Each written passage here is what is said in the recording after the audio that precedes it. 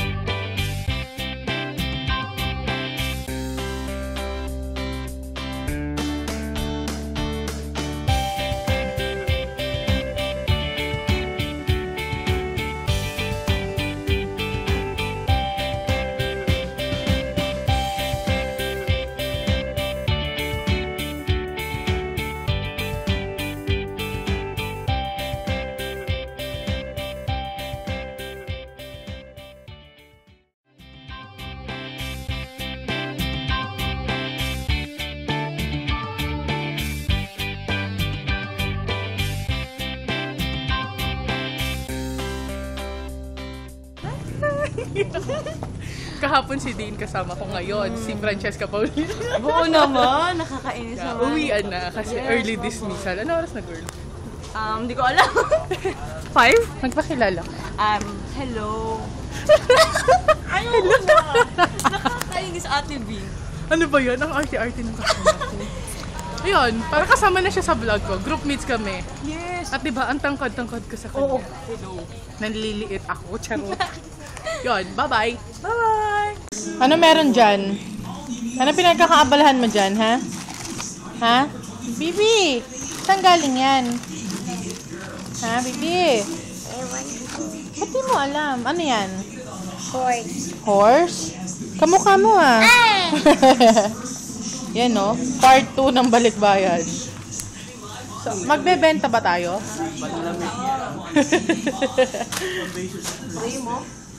Mamilag, ano? Benta na? Racket na. Daming coffee, oh.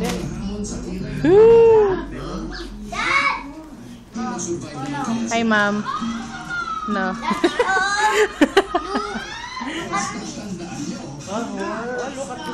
Kaya akong banana.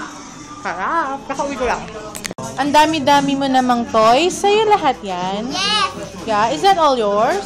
Yes. Wow. Can I have some? Can I have this? No. Ay, kay Jelly pala to eh. Hindi. Kay Jelly daw. I don't like. Ito oh, keyboard. Denise, asan na yung car? Tumutunog ba to? Gusto kong tugtugin to. Tingnan niyo yung dala ng Lola Lota namin. Ang dami. Oh, diba? Hi Lola. Lola, mag-hi ka. Kuhanan mo yun, oh. Ha? Pangalan, oh, kuhanan mo. Ah, teka. Video yan, video. Elvira Castro from Lota Tumul. Oh, diba? Ay. Ano yan? Ibang sizes siya. Sharpener. Kala ko pang crush ng ice eh. Ano ba ito yung putin? Wala, natutuwa ko ngayon ako nakita ng ganyan sa personal sa personal. Kagising mo lang. Kakagising mo lang, bay. Ito, ay, mabigat siya pala. Boston. Haha, nakakatuwa. Ito bago sapatos ni Papa. Cool. So, ito pala yung toys ni Jelly. Ha? Toys ba ni Jelly yan? Bakit kulot ka? Sino nagkulot sa'yo? Mine. This is yours? Ha? Robot nga. This is yours? Ariko. Ha? Is that yours? Yes. Ba't kulot ka? Asan yung Suot mo daw yung mascara mo. Oh. Gusto ko, ibibigay ko kay Jelly yan. Popak! So, nililista ko yung mga gagawin ko mamaya pag uwi namin kasi we're about to go to church. We're going to attend worship service because it's Thursday today. And to those of you who are asking, yes, I'm a member of Iglesia ni Cristo po. So, sa mga kapatid ko dyan, hi! So, yun. This is my mini red notebook, yung pinakita ko sa inyo sa previous vlog ko. So, it says here mini 365 days. So, it's a mini organizer, I think. Pero, hindi ko naman siya araw-araw in-update. So, dati pa sa akin to eh. Dito ko lang nalagay mga assignments or whatever. So, anyway, ba't ba sinasabi ko sa inyo yan? Para abnormal lang. Anyway, yun. Nilista ko dito yung mga gusto kong gawin kasi na-realize ko na ang tagal ko nang hindi nagpa-product review. Tapos ang dami ko nang gustong i-review. Eh, natatambakan na ako. So, mamaya, magpa-product review ako. And the first thing na i-review ko, I think, is yung Essence Soft Touch Mousse na foundation. Ang dami na nagtatanong sa akin noon eh. Tapos, okay naman yun. Lagi ko ang ginagamit yung school. Actually, makita nyo sa video na to, earlier sa video na to, yung Get to Know Me, Getting Ready With Me part. Yun yung foundation na ginamit ko. So, I have here the list. So, mamaya, pag uwi ko, download ko muna yung syllabus para sa assignment ko. Next week pa naman yun, pero I'm trying to be a more responsible student. Tapos, ayun, magpa-product shoot din ako ng mga products na kailangan kong i-review, lalo na yung sa Avon. Basta yun, then magbablog ako, marami. Ang daming list ng ibablog ko, pati yung updated foundation routine and eyebrow routine ko, ibablog ko din yun. So, papakita ko lang naman kung ano yung products na ginagamit ko as of now. Gusto ko lang i-update, no, yung sa Glory of New York Translucent Powder. Alam kong paulit-ulit ko nang sinasabi to, pero astig lang kasi talaga. Kanina pa tong hapon, so yung class ko 3 PM, so nag-ayos ako around 1:30 PM. Tapos hindi na ako gumagamit ng eyelid primer, lalo naman pag hindi ako nag-eyeshadow. Pero minsan nga kahit nag-eyeshadow ako, hindi na ako gumagamit ng primer. Ito na yung pinaka-primer na ginagawa ko. So, ang ginagawa ko, face routine muna, foundation, powder, ganyan-ganyan. And then pagka sa eye area na ako, pag mag-makeup na ako sa eyes, lalagay ko muna yung translucent powder sa lids ko kasi I have really oily lids. So, para hindi mag-crease, ito yung ginagamit ko. At talagang bonggang-bongga yung Glory of New York Translucent Powder na to. Kaya nga favorite ko to eh. Tapos, dahil nga oily yung lids ko, minsan kahit hindi ako nag-eyeshadow, at by the middle of the day or at the end of the day, sobrang nagkikrease na yung lids ko kasi nga oily siya. So, ang ginagawa ko, nilalagayin ko ng translucent powder yung eye area ko bago ako mag-mascara. So, tingnan nyo, kanina pa yan, 2 PM ako natapos mag-makeup, and then ngayon, 7 na. Tingnan nyo, yan. Yan. Kita nyo ba? Nag-crease siya, pero sobrang minimal creasing lang. The best talaga to. I highly recommend this Glory of New York. Go to the information box below so that you can find the link of Queen Bee the official distributor of Glory of New York. So, may nag-vibrate na naman sa phone ko. Sorry. Okay, so kakagaling lang namin sa pagsamba at nag-check ako ng Facebook. Tapos, naalala niyo yung dun sa previous vlog ko or kung kung friends tayo sa Facebook or follow niyo ako sa Facebook na nag-post ako ng status ng random question lang kung anong mas gusto nila, french fries ng McDo or Jollibee. So, hanggang ngayon may sumasagot ng gusto nila sa McDo at natatawa lang ako kasi talagang sumagot sila doon sa random question ko. Ang daming sumagot, nagulat ako. At nag-post din ako ng status na I therefore conclude na mas gusto ng karamihan ang french fries ng McDo. Kaso, hindi ako kasama doon sa karamihan na yon. Kasi, mas gusto ko ang french fries ng Jollibee. At wala lang, gusto ko lang sabihin. Hehe. Anyway, gusto ko lang kayong i-update sa aking pag-workout. And I know that most of you have already seen the photo on Facebook na pinost ko at sobrang natuwa ako. Grabe. Alam kong slight lang yung difference ng pagpayat ko. Nasa 5 to 7 pounds na yung nalulus ko. So, para sa akin, malaki na yun. Achievement na yun. Sobra. At nung ini-edit ko kasi yung vlog ko, yung previous vlog ko, parang yung sa Common Filipina Girl Tag, parang habang nag-edit ako, parang napansin ko lang na parang medyo humaba yung leeg ko. So, napaisip ako kasi sabi ko, bakit ganon? Pumayat na ba ako talaga? And napapansin ko rin na yung uniform ko, it's starting to wear me off. Lumuluwag yung pants, yung blouse. So, dun sa previous vlog ko, yung sa Common Filipina Girl Tag, naalala ko na may video ako nung September na I was wearing the same shirt, yung green shirt ko. So, ang ginawa ko, pinagkumpara ko. Pinanood ko yung video ko, yung September haul video ko. At nagulat kami ng pamangkin ko kasi nag-iba talaga. May difference na talaga. Lumiit yung mukha ko, humaba yung leg ko. Grabe. So, papakita ko sa inyo yung next clip. Ito na!